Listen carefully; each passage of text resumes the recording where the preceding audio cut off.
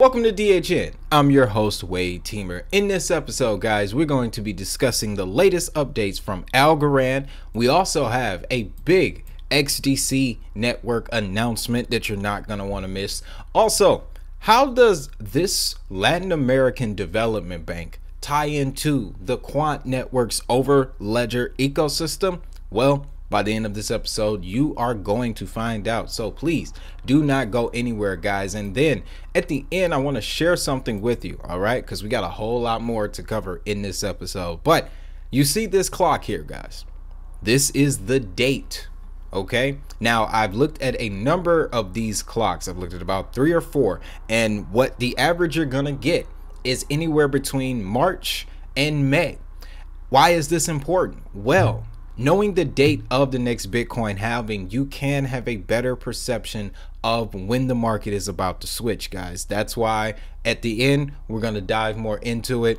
But for right now, let's jump into our first story, guys, and we're going to talk about ALGO, okay? That mainnet upgrade from the state proofs, guys. We have a 5x increase in network performance. This is good, guys. This is really good to see. Simply, as a result of the upgrade, guys, ALGO can now process a maximum on mainnet of 6,000 transactions per second. Like I said in the video, they are now up there with Visa and MasterCard, guys. And it also makes ALGO one of the #1 layer 1 protocols when it comes to speed in this space. Now, in addition to faster transaction times, guys, you know it's going to be important, especially as we get closer to this instant payment network coming to the United States.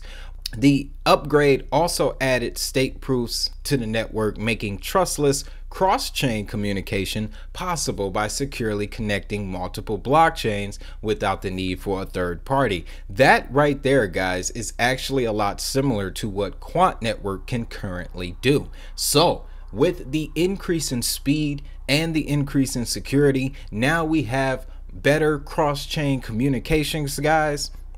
ALGO is setting itself up to be a very prominent payment rail, guys. And what I found to be even more interesting, especially after reading this article, guys, let's jump over to metrics.algorand.org because I want you to see the network activity. You can see here, guys, and this is in the last 7 days since the upgrade. That's a good incline right there. This is the number of transactions. Now, our Diamond Hustle members, we actually just went over this when we were talking about our fundamental analysis, guys. So I do look forward to incorporating this type of information when we talk about projects, because these numbers that you see here, this is the lifeblood of the network. So, and you can see total amount of ALGO assets right here above me. There's another incline, and then you'll learn that all of the total value locked, we're sitting at about 276 million. Yeah, $276 million in total value locked. The majority of that is in ALGO. But latest block time, 4.5 seconds, guys. This information here, and again, you know, I'll put a link down in the episode guide, but this information just really verifies your investment.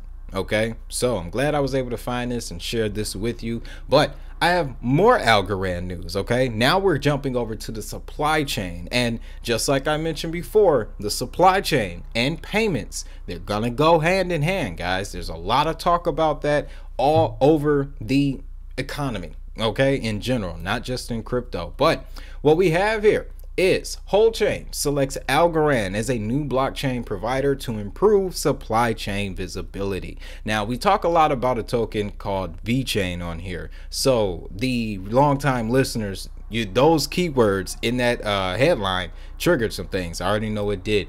This came out on September 8th, guys. WholeChain, the blockchain-based traceability solution built to enable trust, coordination, and transparency in fragmented supply chains, announced a partnership with the ALGO Foundation, whose mission, of course, we know is to expand the ALGO ecosystem. Now, this next set of data I really didn't know these things. This is very interesting. Currently, many supply chain operations remain opaque across industry verticals. MIT Sloan found that 81% of companies do not have full visibility into their supply chains, and 54% have zero visibility at all. Consumers, retailers, and auditors are unable to easily verify claims about sustainable, ethical, and responsible sourcing.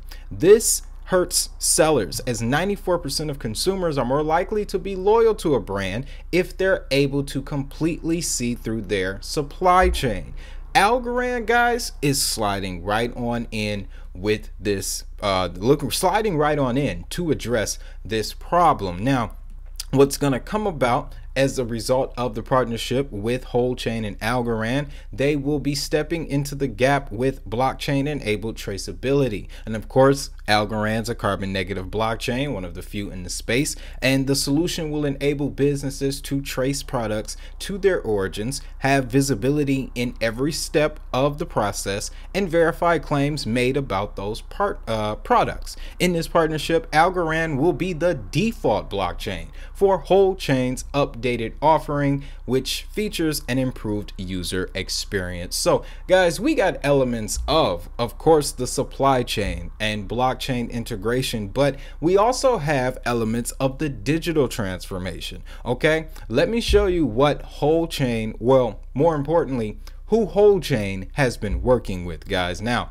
first thing you're going to see right here is and if you're not familiar with this is an SDG goal advocacy hub. Okay, and this particular SDG goal is number 2, and it's focusing on world hunger. Okay, that's important, guys. Let's see if we can get this thing to load up here. It's been cloudy over here. There's a lot of rain, and I can't believe I'm still in a time zone or timeline where the internet is affected by the weather. Jesus.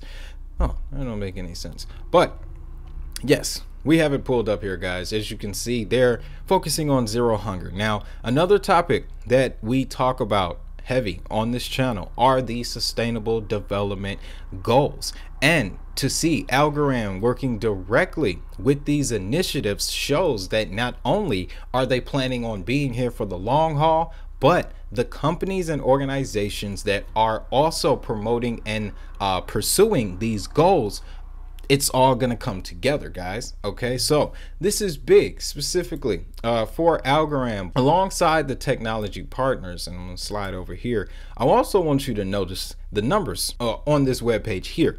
Oceans 2050. All right.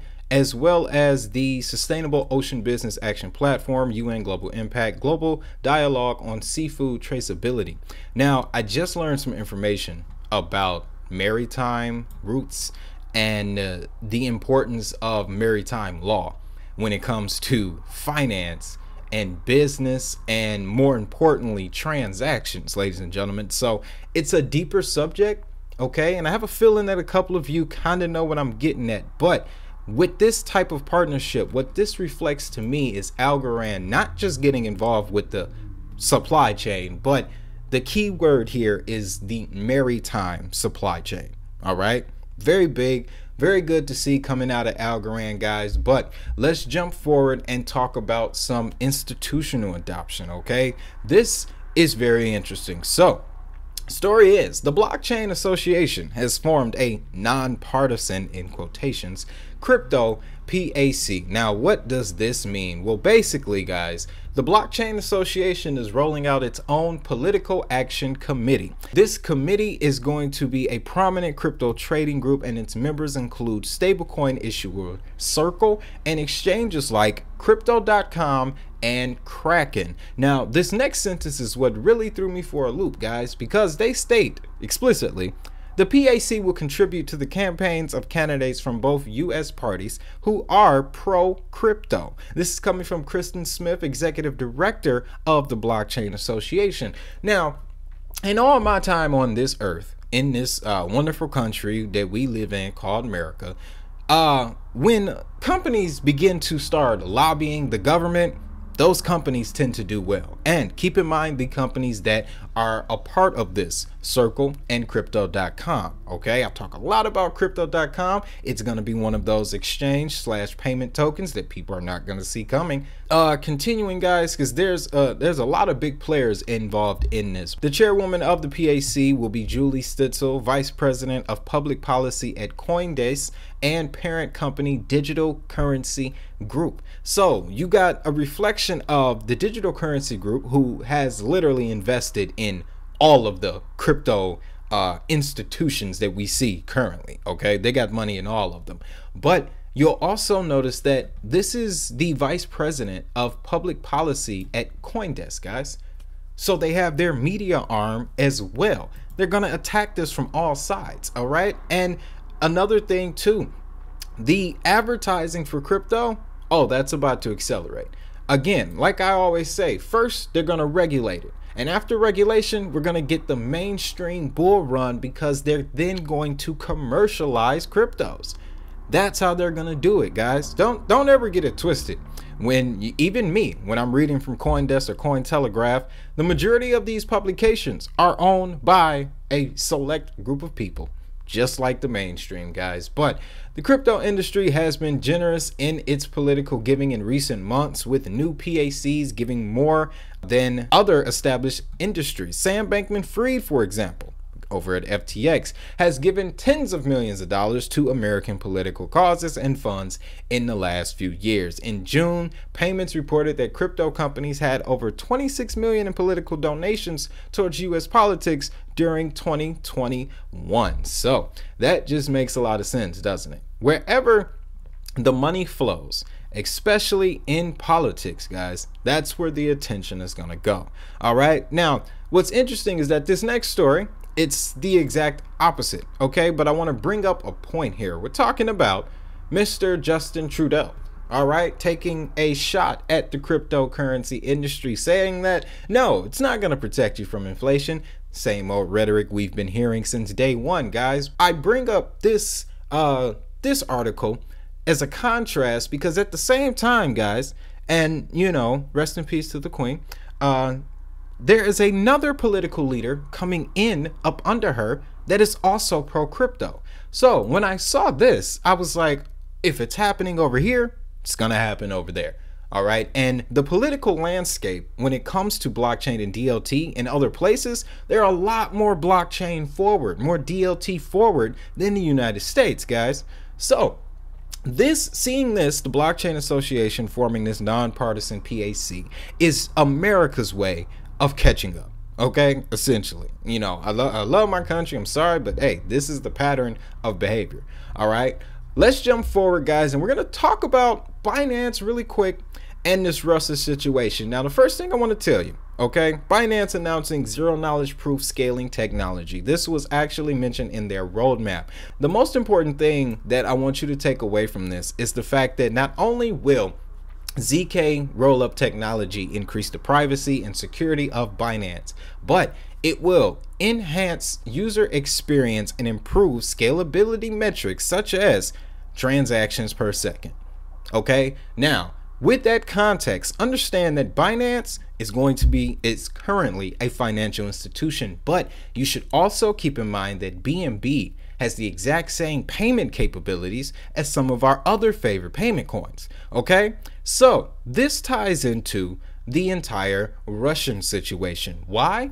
Well, if you were a Digit Hustle Diamond member, you got a chance to take a look at the Binance and the new Russia video. I'm telling you, Binance is going to help Russia into this whole digital renaissance. And then another thing, guys, and this may be a little bit of a rant, but I'm under the assumption now that the push, the wave of the digital innovation is coming from Russia.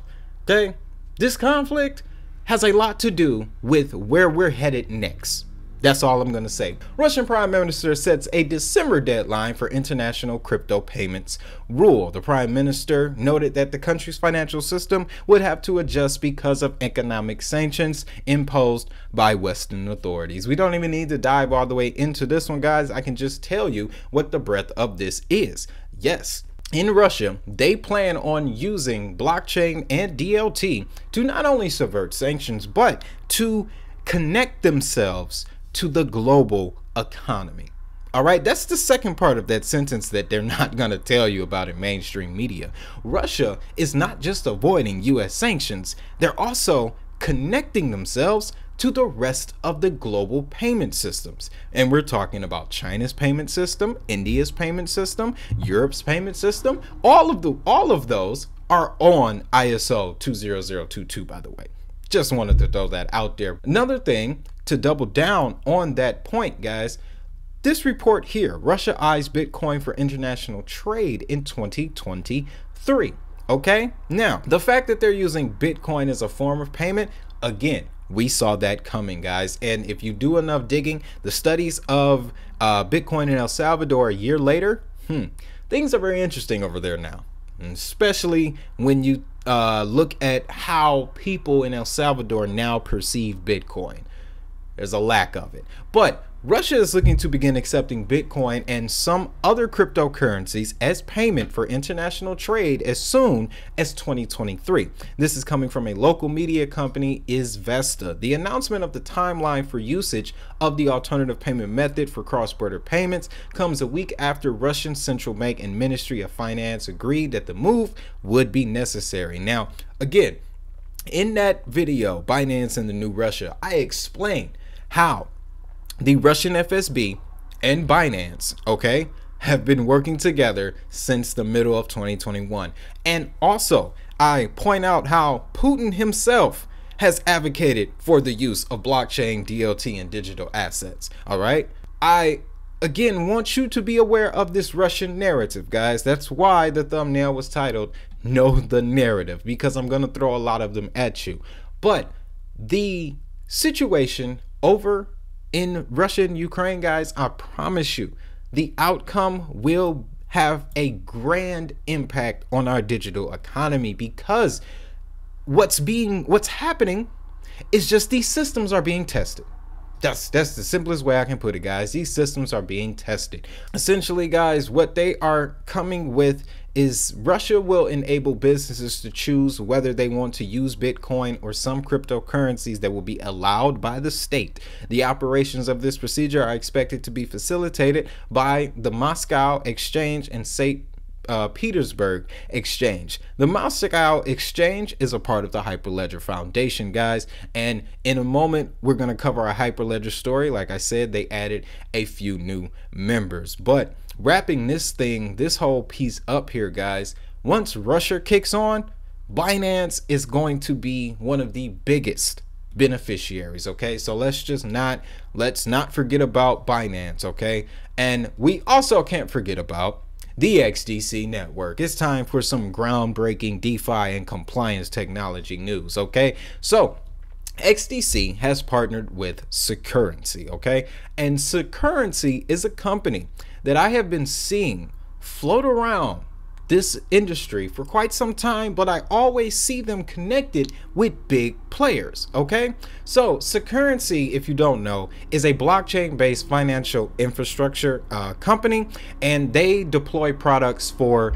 security and tokenization purposes. All right, now what they have done with the XDC network is come together to create a digital asset composer, which is simply the ability for XDC to now create faster DeFi applications that are regulated on the chain. What got me so excited is the highlighted section here. Now, Securrency will further empower the XDC network's users to create institutional grade digital assets and protocols by integrating the digital asset composer. Also, Securrency's compliance aware token framework and their compliance oracle will also be integrated into XDC. And what this means is the combination of these two technologies means that users will be able to issue tokens that are deemed to be regulated securities, guys, and exchange these tokens across different venues and multiple jurisdictions on the XDC network. So we already know that the XDC network is compatible and can run central bank digital currencies. It is compatible with ISO 20022 standards. And through Impel, they have made Bitcoin compatible as well. So we have Bitcoin coming in as being chosen as another, chosen by another country for being a payment system, right? And we have XDC with the ability to trade regulated securities in the form of tokenization. So what I'm saying here is that XDC, along with Securrency, guys, and Securrency, here's the point that's going to back everything up. Securrency, like I said, has been around for a minute, and they partnered with State Street. Okay, now if you don't know, State Street is a financial institution and has been around since day one, but they are connected with major institutions that are responsible for moving a lot of money.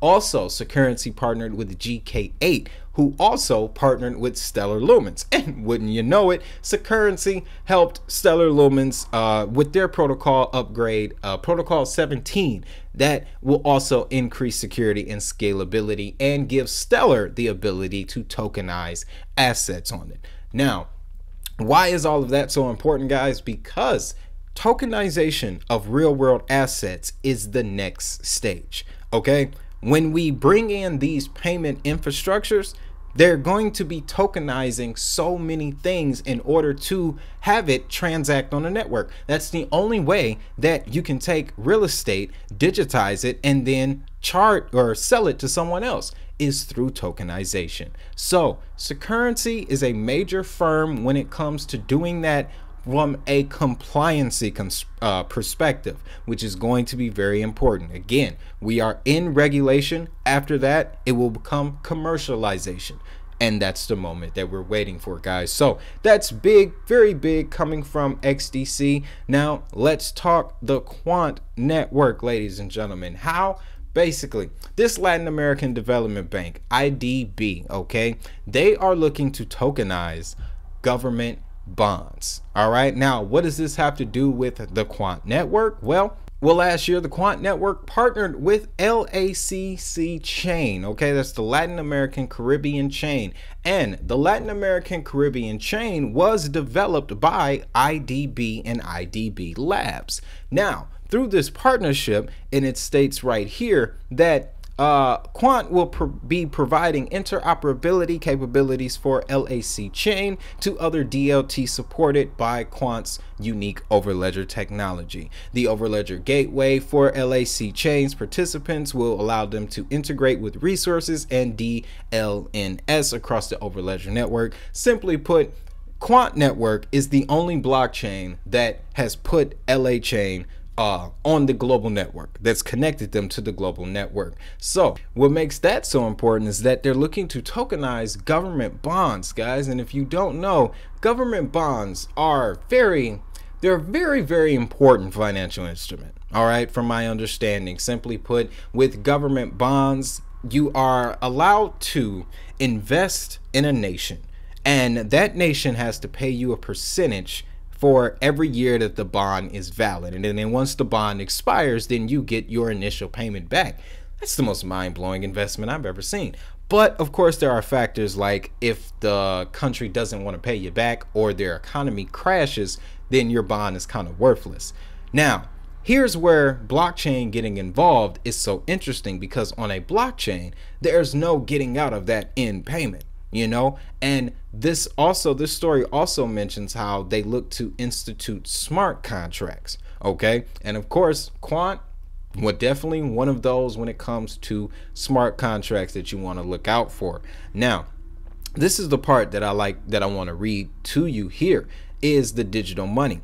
The second part of this roadmap is to use blockchain for digital payments, and in particular for its own smart contract disbursements. As a development bank, the organization makes billions of payments annually. It sees social transfers running on blockchain as a key opportunity, including helping migrant farmers. Okay.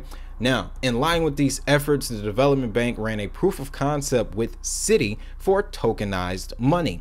And yesterday, day before yesterday, guys, the XDC Foundation, that trade tech conference that they were at, who was involved? city. All right, just to keep that all together. But Arias Hoffman highlighted that it's the one thing to reduce the cost of remittances to less than 1%, but the process needs to work end to end in a very cash-driven society, especially in rural areas where IDB is active. Now, if you go back over to this article here, and you know I got it highlighted, they go into detail. This is on the Quant Network's website, but they go into detail as to what the Quant Network is going to directly provide to LAChain. Now listen to this. The partnership between LAChain and Quant will facilitate this development by integrating LACchain technology with Quant's unique overledger technology. LACchain and Quant together will establish, with established banking partners, are creating a new fast cross-border system for the region using tokenized currency. Okay, by flexibly tokenizing money using Quant's patent pending multi-DLT token technology, the LACchain distributed ledger network will power a range of new solutions, from transferring money between private individuals to government and corporate payments, as well as many other future use cases, guys. So it's all written right there. Okay, we have this instant payment system coming to the US, but guys, another thing that I'm learning is that the rest of these countries already had instant payment systems. Okay, they already had their instant payment systems in place, and what we are seeing, and the reason we are seeing are X tokens, Quants, your Algorand's, the reason why they are rising to prominence, guys. And they also mentioned Hedera here too, guys. Hedera working not with LACchain, but through Hyperledger, which we'll get to them in a second. But what we are seeing is all of these chains, why we're seeing them rise is because these instant payment networks that currently exist, they all have to be connected, guys.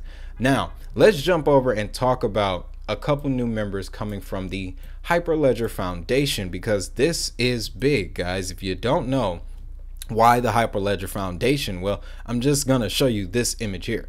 Okay, you see it. This is why we're all here, ladies and gentlemen. This map right here. All right, now if you would like a video breaking down this map even further, I got one for you. It's called the full ISO checklist. Make sure you check that out. But the Hyperledger announced a couple new members at a coming global forum, guys, and this list of new people is very interesting. All right, very interesting, starting with Casper Labs. Okay, shout out to Casper Network Token Sleeper.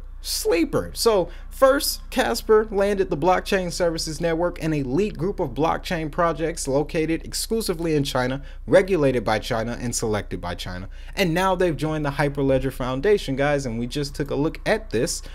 This is the Hyperledger fabric. It's connecting the entire, okay, global payment system. But Casper's there now. Realto Group, which is a digital asset real estate company. They're tokenizing real estate. BCW Group, the Banque de France, which has done a lot of work with Tezos.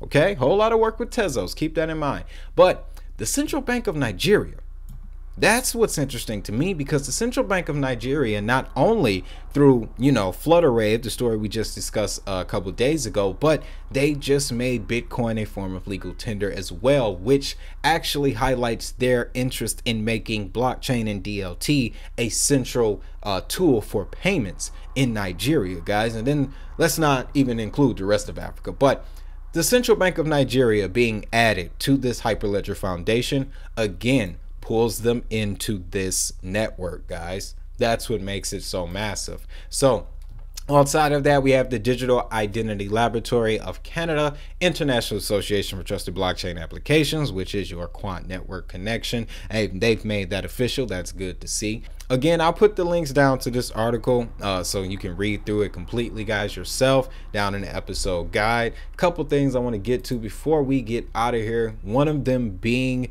Abra is planning to launch a U.S. chartered bank and allow crypto deposits. Now, if you've been with the channel for a minute, you know we real tight with Abra around here. And I've kind of stepped back with the whole CPRX thing, but I've been looking at Abra mainly because they're supported by Prime Trust. okay, which is a legacy financial custodial solution. They have been backing some of the biggest financial players in the space, and the timeline of events for how Abra is moving, guys. Let's just dive in really quick. In a recent announcement, the company revealed that Abra Bank will become the first regulated bank in the United States upon its launch in 2023, allowing American-based clients to employ cryptocurrencies and access global fiat on and off ramps. Abra International will provide the same options for users outside the United States, and that should take place by the end of 2022. Now, the only thing, again, I want you guys to pull away from this is the date of the US launch. All right, they're launching in 2023. It makes sense that they would choose to launch in 2023 because there will be a base layer for them to sit on. And Abra is the type of company, okay, is the type of company, you see, they're going to be turning themselves into a bank, which means that because they already offer you crypto loans, all right, you can get crypto loans. They do have a couple staking opportunities. You got your ETH 2.0 in there. You can actually, that's where I was holding my Stellar Lumens for a very long time, guys, because they allowed you to get staking rewards on your Stellar Lumens. And it was only Stellar Lumens, and that was very interesting. You can also store XRP on Abra, okay? They don't allow you to trade the token, but you can hold the token on Abra. Again, Abra is the type of exchange that is focused on institutional adoption. That's why seeing them make this decision and the date that is going to come, again, it's just a reflection of the next era that we're going into, guys. And it's going to be, and I've come up with the proper term for it, business to consumer payments. All right, instantly. That's what we're walking into, guys. But before we get out of here, guys, before we go, let's just talk about this Bitcoin halving clock here. Now, the dates that I have been discovering, like I said, they range from March, as early as March of 2024, and as late as June of 2024. Why is that important? Because leading up to this time period is when we'll see a lot of action. Okay, and that's very interesting because all throughout 2023 we have these super instant fast payment initiatives rolling out. So, hypothetical scenario here, if the halving is going to take place in Q1, Q2 of 2024, then closer towards the second half of 2023, it has to be exciting. It's going to have to be, because we have instant payment systems coming online. We have a few CBDCs launching in 2023, and the whole energy is just going to be centered around payments. And then if you don't know, what happens during a Bitcoin halving is that the block rewards, they'll be cut in half. And the closer we get to this date, the more you're going to hear about that narrative, guys. And that's going to start bringing people in. But at the same time, we're going to be having the changes in Bitcoin. You see, Russia by 2023, once they look to use it as a payment coin. Basically, what I'm getting at here, guys, is that you want to be aware of these dates. Okay, you want to be aware of these dates because this April of 2024 can pop up on us like that, and we won't be paying attention. So record this date, make note of it, drop it down in the DHN journal, and yeah, it's going to be a fun ride. We have 1 year, 203 days. That's about 500 and so days until this happens, guys. Now, if we stay red throughout, if we go out into the rest of this year and it's still red, and we look April of 2023 and we're kind of still in that same Bitcoin, maybe touching 33,000 or something like that in 2023, that'd be interesting. Then we know that the countdown where the range is, simply. All right, and that's going to do great things because I was here prior to a halving, and then the roller coaster ride that happens afterwards. There's a nice, very substantial pump leading up to a halving that's very strong, okay, because it gets it ready. And with the way that dynamics are going to change in the space, I really think that this one is not going to look like the previous run up to the last halving. So with all that being said, though, guys, that's all I got for you in this episode. Of course, don't forget to check the links down in the description. DHN Crypto Journal available for you now. Also, don't forget to check out SafePal cold storage. As you can see, we're going to be in this bear market for a while, so it's going to be highly crucial that you have a safe place to store your crypto for the next 1 year, 203 days. Well, I got that connection for you guys. Also, don't forget to check out the membership tab, guys. I did just post another lesson this morning about crypto taxes. It's real short. The concept, not as complex as I thought, but hey, it's still important because they're going to, you're going to have to pay your crypto taxes. Don't let nobody tell you anything different. But with all that being said, guys, I'm gonna let you go. Of course, you know what I want you to do. Have a great day. Have a prosperous day. And most importantly, if that money is digital, so is the hustle. I'll see y'all in the next video. Peace. Shout out Crypto Jib.